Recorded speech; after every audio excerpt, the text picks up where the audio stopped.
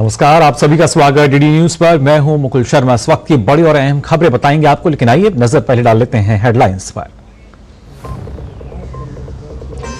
प्रधानमंत्री नरेंद्र मोदी भुवनेश्वर में चल रहे पुलिस महानिदेशकों और महानिरीक्षकों के अखिल भारतीय सम्मेलन में हो रहे हैं शामिल। सम्मेलन में राष्ट्रीय सुरक्षा संबंधी चुनौतियों पर चर्चा।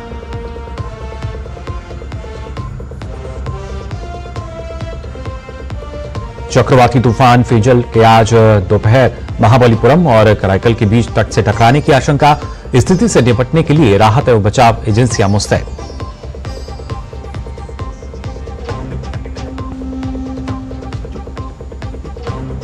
यूक्रेन के राष्ट्रपति जेलेंस्की ने संघर्ष विराम स्वीकार करने का दिया संकेत। बदले में नाटो से सुरक्षा की मांग की गारंटी।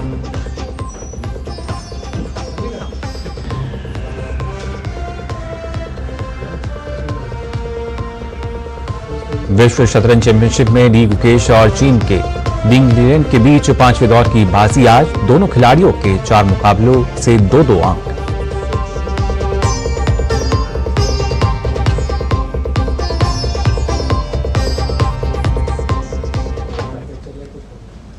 और आइए अब खबरें देखते हैं विस्तार से। प्रधानमंत्री नरेंद्र मोदी आज भुवनेश्वर में चल रहे पुलिस महानिदेशकों महानिरीक्षकों के अखिल भारतीय सम्मेलन में शामिल हो रहे हैं।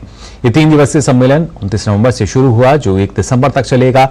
सम्मेलन देश के वरिष्ठ पुलिस पेशेवरों और सुरक्षा प्रशासकों को राष्ट्रीय सुरक्षा से जुड़े विविध मुद्दों पर स्वतंत्र रूप से चर्चा और अपनी प्रतिक्रिया व्यक्त करने के लिए एक संवादात्मक मंच प्रदान करेगा।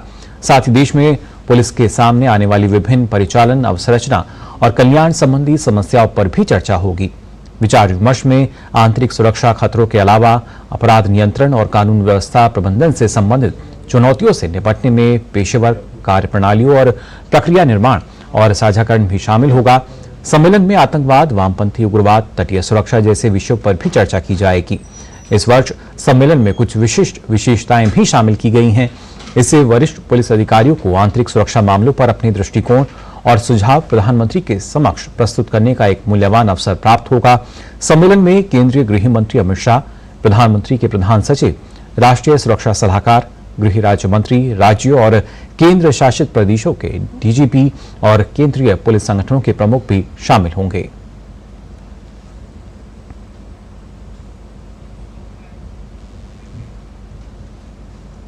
और बात चक्रवाती तूफान की। जी हां, फेंजल आज पुदुचेरी के पास कराईकल और महाबलीपुरम के बीच 90 किलोमीटर प्रति घंटे की रफ्तार से तेज हवाओं के साथ टकराने की आशंका है। इसके प्रभाव की वजह से तमिलनाडु और पुदुचेरी के अधिकांश हिस्सों में तेज हवा चलने के साथ साथ बारिश हो रही है। समुद्र में ऊंची लहरें उठने लगी हैं। तटीय क्षेत्र में उथल पुथल मची हुई है। वहीं भारत मौसम विज्ञान विभाग के अनुसार फेंजल के असर के कारण हवा की गति 90 किलोमीटर प्रति घंटे तक जा सकती है। फेंजल का सबसे ज्यादा असर तमिलनाडु पर पड़ रहा है। तेज बारिश की वजह से अधिकांश हिस्सों में धान की फसल चौपट हो गई है। अकेले नागपट्टिनम जिले में करीब 800 एकड़ से ज्यादा फसल जलमग्न हो गई है। कामेश्वरम, विरुधमावड़ी, पुडुपल्ली, विद्रुम, वनमादेवी, वलपल्लम, कल्लीमेरू, इरावायल और चेम्बोडी जिले में भी इसकी कहीं ना कहीं इसका असर देखा जा रहा है। चेन्नई और उसके आसपास के जिलों में हल्की से मध्यम बारिश हुई है। राज्य के भीतरी इलाकों में 3 दिसंबर तक तेज बारिश होने की संभावना है। तमिलनाडु में आज सभी स्कूल और कॉलेज बंद हैं। इस बीच इंडिगो एयरलाइंस ने चेन्नई एयरपोर्ट से भारी बारिश के कारण अपनी सभी उड़ानें रद्द कर दी हैं। फेंजल के कारण आंध्र प्रदेश के कई तटीय क्षेत्रों के समुद्र में भी उथल पुथल मची हुई है। तूफान की आशंका के मद्देनजर पुदुचेरी प्रशासन किसी भी स्थिति से निपटने के लिए हाई अलर्ट पर है। पूरे केंद्र शासित प्रदेश में व्यापक आपदा प्रबंधन उपाय किए गए हैं। राष्ट्रीय आपदा मोचन बल के कर्मियों ने आपात स्टाफ को प्रशिक्षण दिया है। स्थानीय प्रशासन ने लोगों को घरों में रहने की ही सलाह दी है। सभी समुद्र तट और पर्यटन स्थल आज बंद रहेंगे। चक्रवात से जुड़ी समस्याओं के लिए लोग टोल फ्री हेल्पलाइन नंबर 112 और 1077 पर संपर्क कर सकते हैं या मोबाइल नंबर 948981070 पर व्हाट्सएप के जरिए संदेश भी भेज सकते हैं। लोगों से बिजली के खंभों, ट्रांसफार्मर और बिजली के तारों से दूर रहने की अपील की गई है। निचले इलाकों में रहने वाले लोगों को सुरक्षा के लिए राहत शिविरों में जाने की सलाह दी गई है। मत्स्य पालन विभाग ने पुदुचेरी और कराईकल में मछुआरों से अपनी नौकाओं और उपकरणों को सुरक्षित स्थानों पर पहुंचाने की अपील की है। तमिलनाडु में दोपहर बाद पूर्वी तट रोड और पुराने महाबलीपुरम रोड पर वाहनों की आवाजाही बंद रहेगी। राज्य सरकार ने लोगों से घरों में रहने की अपील की है।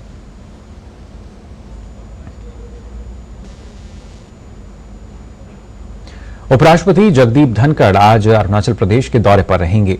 उपराष्ट्रपति दोईमुख में राजीव गांधी विश्वविद्यालय के 22वें दीक्षांत समारोह में मुख्य अतिथि के तौर पर शामिल होंगे। इसके अलावा उपराष्ट्रपति ईटानगर में अरुणाचल प्रदेश विधानसभा के विशेष सत्र को भी संबोधित करेंगे।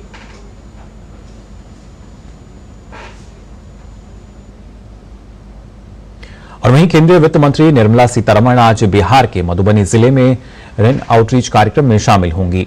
इस दौरान निर्मला सीतारमण विभिन्न सरकारी योजनाओं के लाभार्थियों से बातचीत भी करेंगी। दौरे के दूसरे और अंतिम दिन वित्त मंत्री स्वयं सहायता समूहों, रोजगार सृजन योजनाओं और अन्य क्षेत्रों के लाभार्थियों को 1000 करोड़ रुपए से अधिक के ऋण स्वीकृति पत्र वितरित करेंगी। वित्त मंत्री मधुबनी के स्वारथ में मिथिला चित्रकला संस्थान में कलाकारों, शिल्पकारों और पद्म पुरस्कार से सम्मानित व्यक्तियों से भी मिलेंगी। इससे पहले उन्होंने झंझारपुर में मिथिला हाट का दौरा किया और कलाकारों, शिल्पकारों और दुकानदारों से बातचीत की।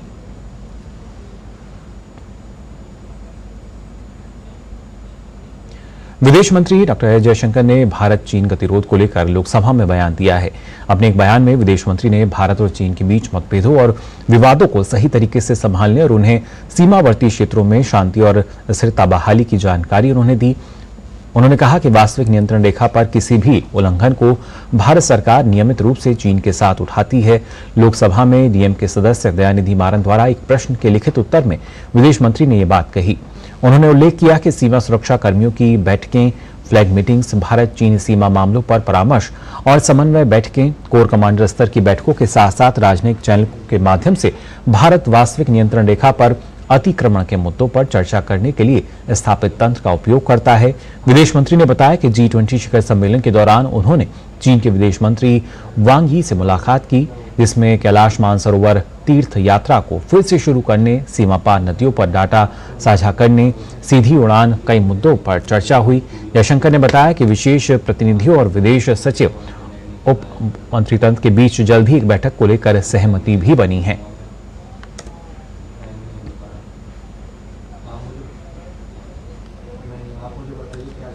महाराष्ट्र चुनाव में हार के बाद विपक्ष फिर से इलेक्ट्रॉनिक वोटिंग मशीन यानी ईवीएम के मुद्दे को तूल देने में जुटा हुआ है। हालांकि कांग्रेस में ईवीएम के विरोध को लेकर कोई स्पष्ट सहमति बनती नहीं दिख रही है। कांग्रेस हर चुनावी हार के बाद हार की जिम्मेदारी खुद न लेकर ईवीएम पर हार का ठीकरा फोड़ती है। महाराष्ट्र में हार के बाद कांग्रेस का पहला निशाना इलेक्ट्रॉनिक वोटिंग मशीन यानी ईवीएम है, लेकिन अब उसके अंदर से ही अलग अलग सुर सुनाई दे रहे हैं। कांग्रेस के वरिष्ठ नेता पी चिदम्बरम स्वयं कह रहे हैं कि ईवीएम के साथ उनका कभी बुरा अनुभव नहीं रहा, उनको दिक्कत बैलेट पेपर के वक्त थी।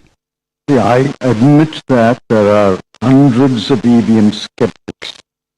Elon Musk is an EVM skeptic, and he says we should go back to the ballot paper.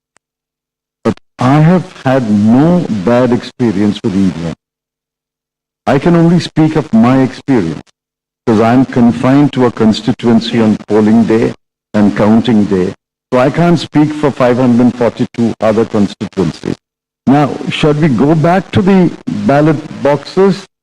I have had bad experience with ballot boxes. वहीं उनके बेटे कार्ति चिदम्बरम ने भी ईवीएम पर भरोसा जताया है। कार्ति ने कहा, मैं 2004 से ईवीएम का इस्तेमाल कर चुनाव लड़ रहा हूं। निजी तौर पर मुझे इससे कोई शिकायत नहीं है। मेरे पास ईवीएम से छेड़छाड़ का कोई ठोस सबूत नहीं है। अगर किसी को इस संबंध में ईवीएम पर कोई संदेह है तो उन्हें वाकई सबूत के साथ सामने आना चाहिए। जानकारों का भी कहना है कि कांग्रेस को जीतने पर ईवीएम खराब नहीं दिखती, लेकिन हारने पर ईवीएम को दोष देती है। हम जीते तो ईवीएम ठीक है, हम ना जीते तो ईवीएम, ये जो बहाना वाली जो ईवीएम बहाना है ना, अब आगे नहीं चल रहा है। कांग्रेस के नेतृत्व के सामने एक समस्या आ रही है, जहां पार्टी के अन्य नेता, अन्य कार्यकर्ता वो स्वयं मानने को तैयार नहीं है। जैसे वरिष्ठ नेता जैसे पी चिदम्बरम और उनके बेटे कार्तिक चिदम्बरम, वो स्वयं कह रहे हैं भाई माहौल बदल रहा है, इस वक्त बीजेपी के पक्ष पे माहौल है, इसे हमें पॉलिटिकली मुकाबला करना है, तो लेकिन उसको हम कर नहीं पा रहे। महाराष्ट्र में हाल ही में हुए चुनावों में कांग्रेस और महाविकास अघाड़ी की हार ने पार्टी के भीतर बेचैनी बढ़ा दी है। कांग्रेस के नेतृत्व ने हार का जिम्मेदार इलेक्ट्रॉनिक वोटिंग मशीन को ठहराने का रुख अपनाया है, लेकिन आंतरिक सर्वेक्षणों और चुनावी आंकड़ों ने हार के अन्य स्पष्ट कारण उजागर किए हैं। ऐसे में ईवीएम पर पार्टी नेताओं के अलग रुख ने भी कांग्रेस की मुश्किल बढ़ा दी है। Bureau report, DD news. तो कहीं ना कहीं लगातार विवादों में यहाँ कांग्रेस जो है वो फंसती नजर आती है। ईवीएम की बात की जाए, खासतौर से हिमाचल प्रदेश की भी अगर बात करें तो यहाँ शिमला से एक अजीबोगरीब मामला सामने आया है। प्रदेश सड़क परिवहन निगम की एक बस में राहुल गांधी के खिलाफ कथित तौर पर ऑडियो चलाने के मामले ने तूल पकड़ लिया है। फोन के स्पीकर पर राहुल गांधी के खिलाफ चल रही डिबेट के लिए हिमाचल सरकार ने बस के ड्राइवर और कंडक्टर को नोटिस जारी कर 3 दिनों के अंदर स्पष्टीकरण मांगा है और ऐसा नहीं करने पर विभागीय कार्रवाई की चेतावनी भी दी गई है। इस मुद्दे पर भाजपा विधायक सुधीर शर्मा ने सरकार पर सवाल उठाए हैं। सुधीर शर्मा ने कहा कि ड्राइवर और कंडक्टर पर कार्रवाई कैसे की जा सकती है। अगर हिमाचल सरकार को इतनी ही चिंता है तो बसों में भी मार्शल की नियुक्ति कर देनी चाहिए। हालांकि सोशल मीडिया पर इसे लेकर विवाद होने के चलते इस फैसले को भी वापस ले लिया गया है। ड्राइवर और कंडक्टर के खिलाफ जारी नोटिस को रद्द कर दिया गया है।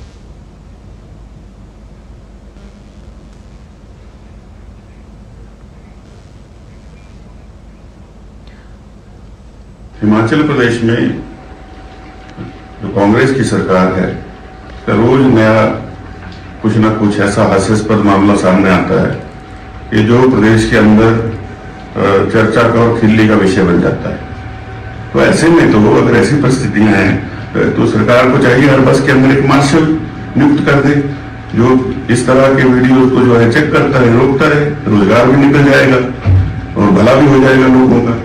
तो इस तरह से सरकार चल रही है और जो विषय जनहित के हैं उनके ऊपर तो कोई गौर करता नहीं, लेकिन इस तरह की बातें जो हैं वो रोज मीडिया में आ जाती हैं, जिनकी मैं घोर निंदा करता हूं। और इस तरह के फैसले जो है न केवल सरकार को बल्कि प्रदेश को भी शर्मसार कर रहे हैं पूरे राष्ट्र में। और इस मामले पर भाजपा प्रवक्ता शहजाद पूनावाला ने कांग्रेस पर निशाना साधा है।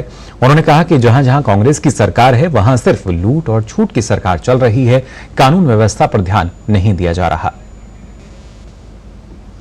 हिमाचल प्रदेश की सुक्कू सरकार की अर्थव्यवस्था जो है वो डूबती जा रही है, कंगाली की ओर हिमाचल प्रदेश बढ़ता जा रहा है। टॉयलेट पर टैक्स लगा रहा है, वहां पर जो वादे किए गए हैं वो पूरे नहीं हो पा रहे हैं। महिलाएं असुरक्षित है, पर कभी समोसे की जांच और अब जांच किसकी हो रही है, डिबेट कौन सी देखी जा रही है। जी हां, एचआरटीसी की बस में एक व्यक्ति राहुल गांधी पर डिबेट देख रहा था। उस डिबेट में शायद आचार्य प्रमोद जी और बाकी लोग थे, वो कुछ कह रहे थे राहुल गांधी के बारे में। ये दूसरे व्यक्ति को नागवार गुजरी तो सीएम ऑफिस कंप्लेंट कर दिया और अब सीएमओ ने जांच बैठाई है। वहां पर जांच हो रही है एचआरटीसी के कंडक्टर और ड्राइवर की कि भाई कौन सी डिबेट चल रही थी, कौन सी डिबेट देखी जा रही थी। ये है प्राथमिकता हिमाचल प्रदेश की सरकार की, कांग्रेस की। ये खटाखट मॉडल जो है ना, ये हिमाचल, कर्नाटका, तेलंगाना को बर्बाद करके रख देगा। अब वहां पर अर्थव्यवस्था पर ध्यान देने के बदले लूट और झूठ की सरकार चल रही है।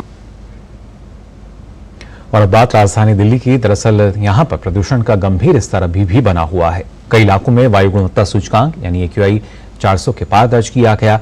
पिछले कई दिनों की तरह आज सुबह भी धुंध की चादर देखी गई।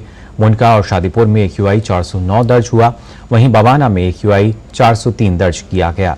जहांगीरपुरी की बात करें तो यहाँ AQI 401 दर्ज हुआ और खासतौर से पंजाबी बाग की बात करें तो यहाँ AQI 391 दर्ज किया गया। हालांकि नेहरू नगर इलाके में AQI 386 दर्ज हुआ। रोहिणी में AQI 377 रहा।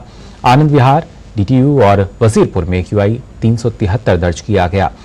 इसी तरह अशोक विहार में AQI 371 दर्ज हुआ। द्वारका सेक्टर 8 में AQI 367 दर्ज हुआ। लगातार बढ़ते प्रदूषण की वजह से सांस संबंधित गंभीर बीमारी होने की आशंका लगातार बनी हुई है। आपको बता दें कि सामान्य वायु की गुणवत्ता 50 AQI श्रेणी की होनी चाहिए।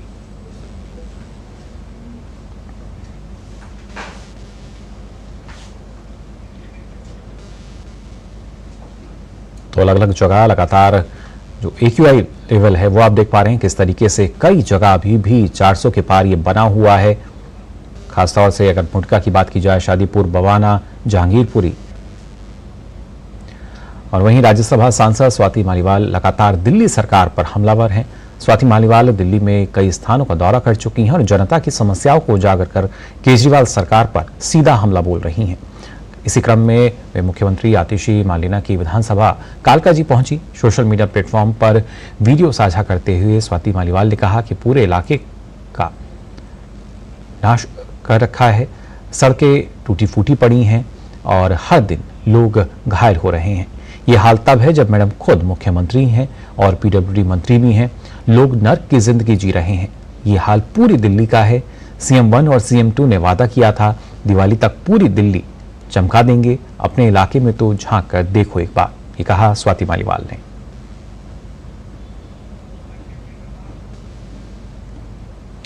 दिल्ली वालों को यमुना किनारे घूमने के लिए जल्द एक और जगह मिलेगी। दिल्ली के उपराज्यपाल VK सक्सेना के निर्देश पर यमुना वाटिका को आम जनता को समर्पित किया जाएगा। ये 450 एकड़ में फैली है। इसको DDA ने विकसित किया है। दिल्ली के उपराज्यपाल VK सक्सेना ने सोशल मीडिया पर इसका वीडियो साझा किया है। इसमें विभिन्न किस्म के फूलों के बगीचे हैं। ये दिल्ली में अपनी तरह का सबसे बड़ा स्थान होगा। यमुना वाटिका में फूलों के बगीचे को ट्रिपल लेयर्ड फ्लोर डिजाइन का आकार दिया गया है। इसे दिल्ली के पहले समर्पित फूलों के क्षेत्र के तौर पर विकसित किया गया है। अधिकारियों का कहना है कि इसे मल्टी एक्टिविटी वाले हरित स्थान के रूप में तैयार किया जा रहा है। यहाँ गुलमोहर, अमलतास, चिनार सहित विदेशी प्रजातियों में चेरी ब्लॉसम के पौधे समेत करीब 8000 स्वदेशी पेड़ों को लगाया गया है। इस वाटिका में 4 बड़े तालाब हैं। इसे रणनीतिक रूप से बाढ़ के दौरान जल संरक्षण के लिए तैयार किया गया है। इसके अलावा यह पानी को सजोने का भी काम करेगा।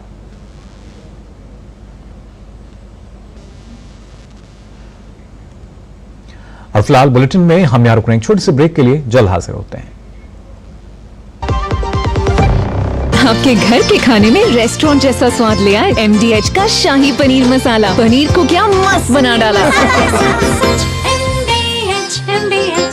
जब धरती चीर कर निकलता है लोहे का पत्थर और मिलता है मोंगिया के जोश से, फिर तपता है, पिघलता है और बनता है फौलाद। अब होता है सरिया सारी खूबियों के साथ। मोंगिया स्टील, मजबूत देश का मजबूत सरिया। ब्रेक के बाद आप सभी का एक बार फिर स्वागत DD न्यूज पर। आइए खबरों में आगे बढ़ते हैं। मध्य प्रदेश के यूनेस्को विश्व धरोहर स्थल में शामिल सांची स्तूप में आज से 2 दिन का महाबोधि महोत्सव शुरू होगा।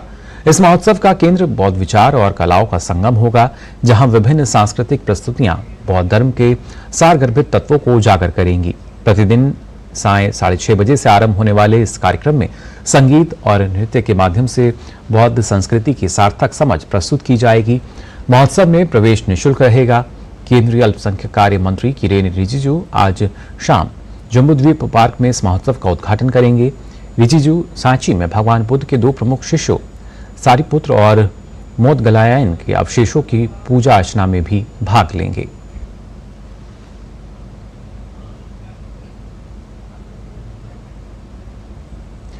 सर जगदीश चंद्र बोस को देश के सबसे महान वैज्ञानिकों में से एक माना जाता है। उन्होंने जीव विज्ञान और भौतिकी में कई आविष्कार किए।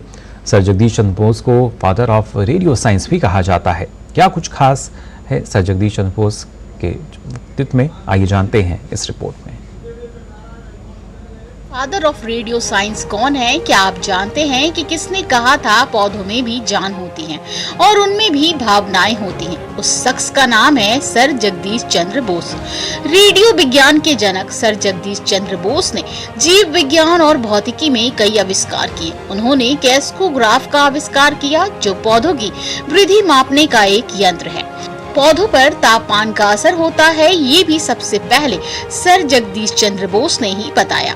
उन्होंने ऐसा पाया था कि सभी पौधों और पौधों के सभी भागों में जानवरों की तरह ही एक संवेदनशील तंत्रिका तंत्र होता है और बाहरी उत्तेजनाओं के प्रति उनकी प्रतिक्रियाओं को मापा और रिकॉर्ड किया जा सकता है।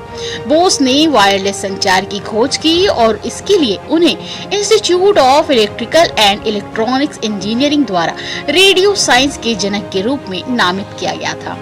महान वैज्ञानिक सर जगदीश चंद्र बोस का जन्म बंगाल के ररौली गांव में हुआ था।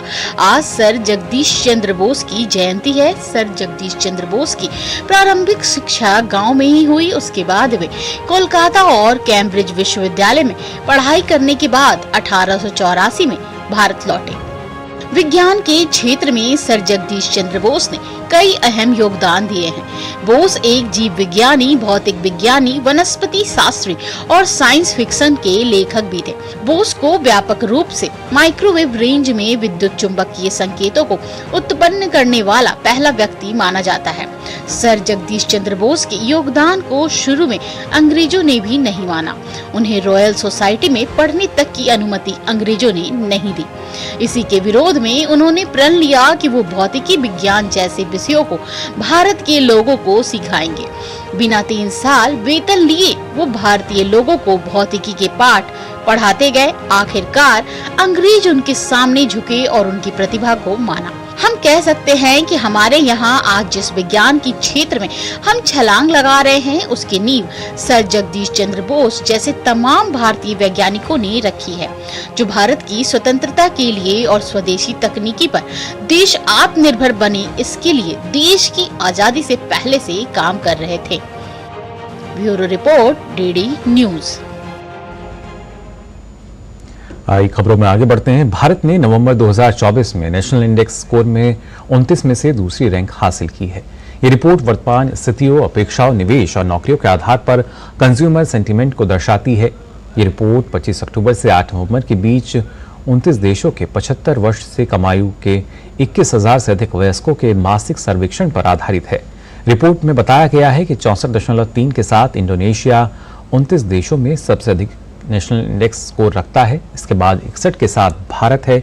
इंडोनेशिया और भारत ही ऐसे देश हैं जिनका नेशनल इंडेक्स स्कोर 60 या उससे अधिक है। इस इंडेक्स में सबसे कम स्कोर 29.8 है, जो कि तुर्की का है।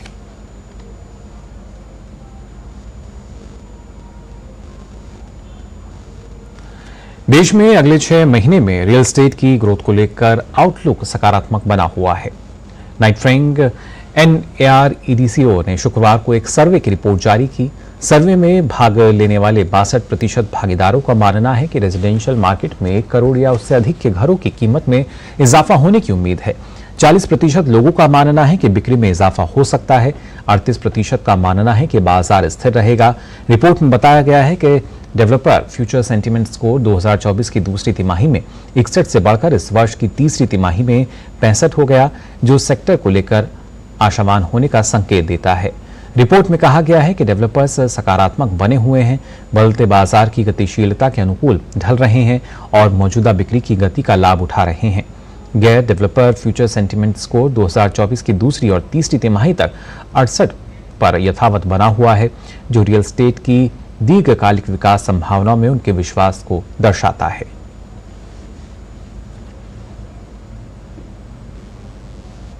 भाजपा नेता शुभेंदु अधिकारी ने पश्चिम बंगाल सरकार में शिक्षा विस्तार और पुस्तकालय सेवा विभाग के प्रभारी मंत्री सिद्दीकुल्लाह चौधरी पर जमकर हमला बोला।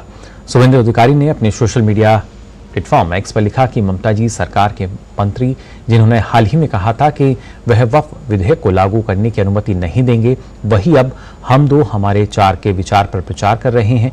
उन्होंने लिखा कि देश जनसंख्या की समस्या से जूझ रहा है और दशकों से लोगों को छोटे परिवार रखने के लाभों को समझाने के तरीकों और साधनों की तलाश कर रहा है। दुर्भाग्य से ममता सरकार के एक वरिष्ठ मंत्री लोगों से अधिक बच्चे पैदा करने के लिए कह रहे हैं। यह पश्चिम बंगाल के लिए खतरे की घंटी है, जहां लाखों रोहिंग्या पहले ही बस चुके हैं और अल्पसंख्यकों की आबादी 35% से अधिक हो गई है। उन्होंने लिखा कि केंद्र सरकार से मेरी विनम्र अपील है कि अब जनसंख्या नियंत्रण विधेयक पारित करने का समय आ गया है, क्योंकि बढ़ती जनसंख्या वृद्धि को रोकने और जनसांख्यिकी परिवर्तनों पर ब्रेक लगाने के लिए ये अधिनियम आवश्यक है। बढ़ती जो विकसित भारत के लक्ष्य के लिए जनसंख्या जो है चुनौतियां पैदा कर रही है, अन्यथा ऐसे लोग समाज के एक वर्ग को अधिक बच्चे पैदा करने के लिए प्रोत्साहित करने की पूरी कोशिश करते रहेंगे, क्योंकि यह उनकी राजनीति के अनुकूल है।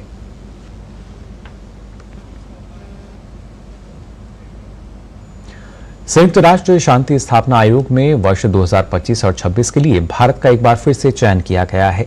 संयुक्त राष्ट्र में भारत के स्थायी मिशन ने कहा है कि विश्व में शांति और स्थिरता बहाल करने के लिए भारत प्रतिबद्ध है। इसके लिए वह लगातार कार्य करता रहेगा। आयोग का वर्तमान कार्यकाल 31 दिसंबर को समाप्त होने वाला था। दरअसल ये आयोग एक अंतर सरकारी सलाहकार निकाय है जो कि संघर्ष प्रभावित देशों में शांति प्रयासों का समर्थन करता है। भारत संयुक्त राष्ट्र शांति सेना में सबसे बड़े योगदानकर्ताओं में से एक है। वर्तमान में मध्य अफ्रीकी गणराज्य साइप्रस, कांगो लोकतांत्रिक गणराज्य, लेबनान, मध्य पूर्व, सोमालिया, दक्षिण सूडान और पश्चिमी सहारा में संयुक्त राष्ट्र के अभियानों में लगभग 6000 भारतीय सेना और खासतौर से जो पुलिस बल के अन्य लोग हैं वो इसमें जुटे हुए हैं। और फिलहाल बुलेटिन में हम यहां रुक रहे हैं। एक और छोटे से ब्रेक के लिए जल्द हाजिर होते हैं।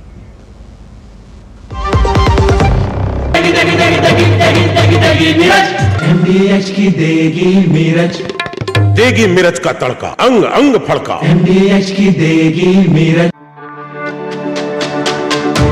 मेरी पसंद, मेरी पसंद, मेरी पसंद, मेरी पसंद, हमारी पसंद। हम सबकी पसंद। मजबूत देश का मजबूत सरिया होंगे स्टील। ब्रेक के बाद आप सभी का एक बार फिर स्वागत डीडी न्यूज पर। आइए अब रुक कर लेते हैं अंतर्राष्ट्रीय खबरों की तरफ भी। यूक्रेन के राष्ट्रपति ज़ेलेंस्की ने कहा है कि नाटो अगर यूक्रेन की सुरक्षा की गारंटी देता है तो युद्ध के भीषण चरण को रोका जा सकता है। ज़ेलेंस्की ने कहा कि इस समझौते के तहत अगर नाटो यूक्रेन के बाकी हिस्सों को सुरक्षा प्रदान करता है तो वे युद्ध को समाप्त कर सकते हैं। ज़ेलेंस्की का यह बयान करीब 3 साल से चल रहे युद्ध में बढ़ते तनाव के बीच आया है। वहीं रूस ने इस सप्ताह कीव में सरकारी इमारतों पर हमला करने की धमकी दी है और यूक्रेन के ऊर्जा क्षेत्र पर बड़े पैमाने पर हवाई हमला किया है। ज़ेलेंस्की ने ब्रिटेन के स्काई न्यूज को कहा कि यदि हम युद्ध के इस उग्र चरण को रोकना चाहते हैं तो हमें यूक्रेन के उस क्षेत्र को नाटो के छत्र के नीचे ले आना चाहिए जो कि यूक्रेन के नियंत्रण में है। साथ ही ज़ेलेंस्की ने कहा कि ये काम तेजी से करने की जरूरत है और यूक्रेन कूटनीतिक तरीके से अपने क्षेत्र को दूसरे हिस्से को वापस पाना चाहता है। इस महीने की शुरुआत में डोनाल्ड ट्रंप के अमेरिकी राष्ट्रपति चुनाव जीतने के बाद से संभावित युद्ध विराम और खासतौर से शांति समझौते की चर्चा तेज हो गई है।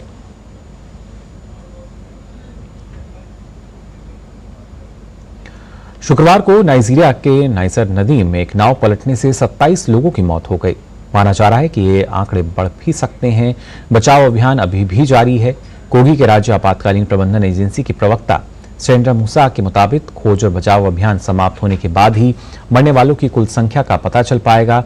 ये हादसा तब हुआ जब मध्य कोगी राज्य के मिसा समुदाय के व्यापारी नाव से पड़ोसी राज्य नाइजर के एक साप्ताहिक बाजार जा रहे थे।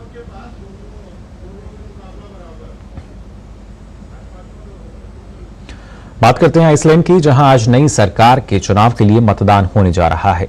ये चुनाव प्रधानमंत्री बयानी बेनेडिक्टसन द्वारा अक्टूबर में संसद भंग करने के बाद आयोजित किया जा रहा है। संसद भंग करने के निर्णय में 3 दलीय गठबंधन सरकार के भीतर गहरे मतभेदों के चलते लिया गया था।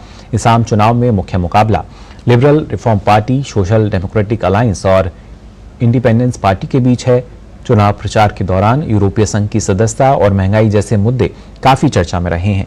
कई दलों ने वादा किया है कि अगर वे सत्ता में आए तो यूरोपीय संघ पर जनमत संग्रह कराएंगे।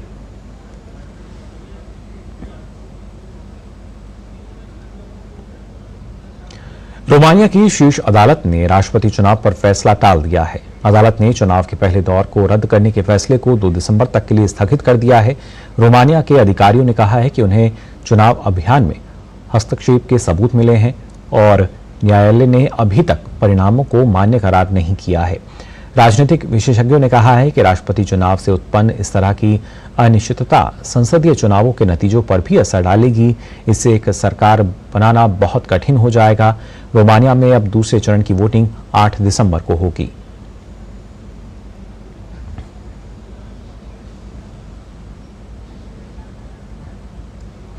इजरायल और हिजबुल्लाह के बीच जारी युद्ध विराम पर हिजबुल्लाह के प्रमुख नईम कासिम ने युद्ध विराम समझौते को लागू करने के लिए लेबनानी सेना के साथ निकटतम से समन्वय स्थापित करने का वादा किया। कासिम ने कहा कि हिजबुल्लाह ने समझौते को मंजूरी दी है।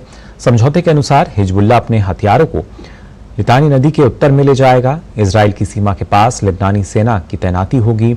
बदले में इजराइल लेबनान से सैनिकों को वापस ले जाएगा।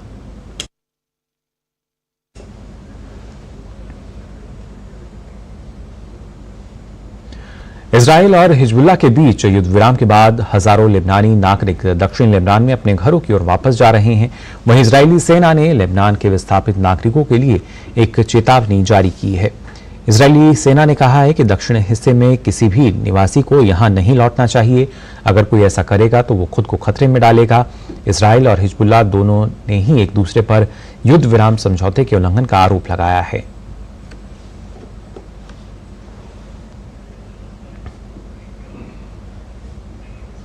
वहीं जॉर्जिया का यूरोपीय संघ में शामिल होने का सपना टूट गया है।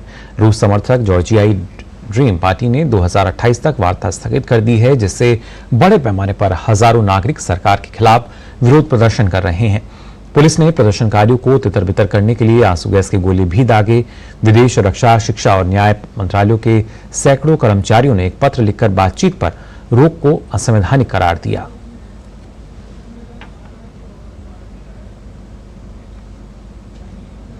और वहीं थाईलैंड में बाढ़ का कहर जारी है। 7 प्रांतों में बाढ़ आने से 4 लोगों की मौत हो गई, जिससे 2,40,000 से अधिक परिवार प्रभावित हुए हैं।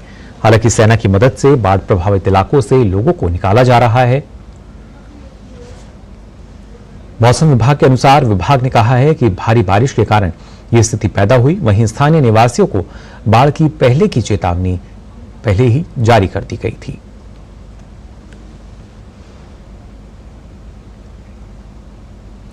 और अमेरिका में नवनिर्वाचित राष्ट्रपति डोनाल्ड ट्रंप की तरफ से नियुक्त कई विभागों के प्रमुखों को जान से मारने की धमकियां मिली हैं। अमेरिका के राष्ट्रपति जो बाइडेन ने कहा है कि उनका प्रशासन इस मामले पर FBI के साथ काम कर रहा है। ट्रंप के प्रवक्ता कैरोलिन लेविट ने कहा कि पिछले 2 दिन से नई कैबिनेट में मनोनीत लोगों और उनके करीबियों को जानलेवा धमकी दी जा रही है। इनमें स्वेटिंग से लेकर बम से मारने तक की धमकी शामिल है। FBI ने कहा कि हम सभी संभावित खतरों को गंभीरता से ले रहे हैं।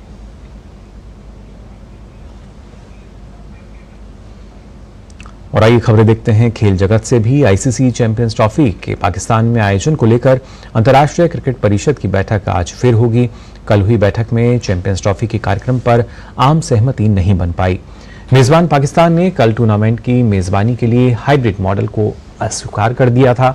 ये बैठक संक्षिप्त रही क्योंकि पाकिस्तान क्रिकेट बोर्ड के प्रमुख मोहसिन नकवी ने स्पष्ट कर दिया कि राज्य की मंजूरी के अभाव में भारत के उनके देश की यात्रा करने से इनकार करने के बावजूद हाइब्रिड मॉडल स्वीकार्य नहीं होगा। इस बीच कल दिल्ली में विदेश मंत्रालय ने BCCI के रुख को दोहराया कि सुरक्षा कारणों से भारतीय टीम पाकिस्तान नहीं जा सकती। BCCI सचिव जय शाह ने ऑनलाइन बैठक में हिस्सा लिया। शाह 1 दिसंबर को नए ICC प्रमुख के रूप में कार्यभार संभालेंगे। ऑस्ट्रेलिया के तेज गेंदबाज जो हेजलवुड साइड स्ट्रेन के कारण भारत के खिलाफ दूसरे टेस्ट से बाहर हो गए हैं। सीन एबॉट और ब्रेडन डाकिट दोनों टेस्ट स्तर पर अनकैप्ड हैं। इनको ऑस्ट्रेलिया की टीम में शामिल किया गया है। हालांकि डे नाइट टेस्ट के लिए टीम में हेजलवुड की जगह स्कॉट बॉलिंग को शामिल किया जा सकता है। क्रिकेट ऑस्ट्रेलिया के एक बयान में कहा गया है कि हेजलवुड को बाईं और हल्की चोट है और वह अपनी रिकवरी के लिए एडिलेड में टीम के साथ रहेंगे। हेजलवुड ने पर्थ टेस्ट में 57 देकर 5 विकेट लिए थे। और बात शतरंज की। सिंगापुर में खेली जा रही विश्व शतरंज चैंपियनशिप के 5वें दौर में आज भारत के डी गुकेश और चीन के डिंग लिरन आमने सामने होंगे। इस टूर्नामेंट में दोनों खिलाड़ियों के बीच कड़ा मुकाबला देखने को मिल रहा है। शुक्रवार को खेले गए चौथे दौर के मैच जो है वो ड्रॉ पर समाप्त हुआ। 14 दौर के इस मुकाबले में 4 राउंड के बाद दोनों खिलाड़ी बराबरी पर हैं। गौरतलब है कि इस चैंपियनशिप में पहला दौर लिरेन ने जीता था, दूसरा दौर ड्रॉ रहा था। वहीं तीसरे दौर में गुकेश ने लिरेन को मात दी थी। भारतीय ग्रैंड मास्टर निहाल सरीन ने प्रेसिडेंट कप अपने नाम कर लिया है। उज्बेकिस्तान के ताशकंद में आयोजित 9 दौर के खेल में भारत के युवा शतरंज खिलाड़ी निहाल सरीन ने 735 अंक हासिल कर पहला स्थान प्राप्त किया। बात कर लेते हैं हॉकी की भी। पुरुष जूनियर एशिया कप 2024 हॉकी प्रतियोगिता में आज भारत का सामना चीनी ताइपे के साथ होगा। इस टूर्नामेंट में भारत का अब तक का प्रदर्शन शानदार रहा है। भारत ने प्रतियोगिता के पहले मैच में थाईलैंड को 11-0 से मात दी थी, जबकि भारत ने अपने दूसरे मैच में जापान को 3-2 से हरा दिया। आज होने वाले मुकाबले में भारत लगातार तीसरी जीत की तलाश में मैदान पर उतरेगा।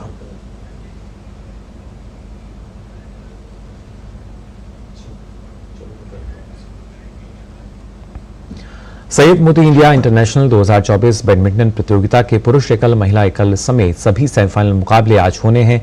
लक्ष्य सेन का मुकाबला आज पुरुष एकल के सेमीफाइनल में जापान के शोगो ओगावा से होगा।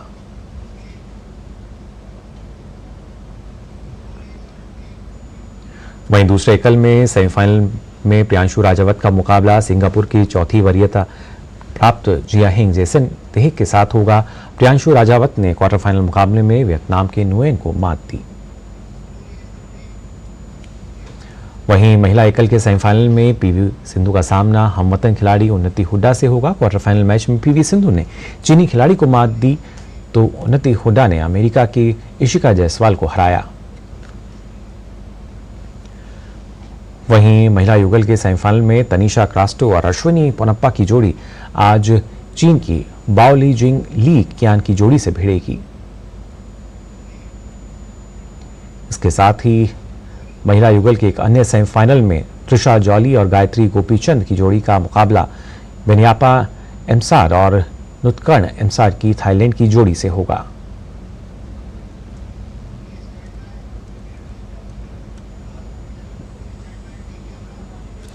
और आइए आगे बढ़ने से पहले एक बार फिर से नजर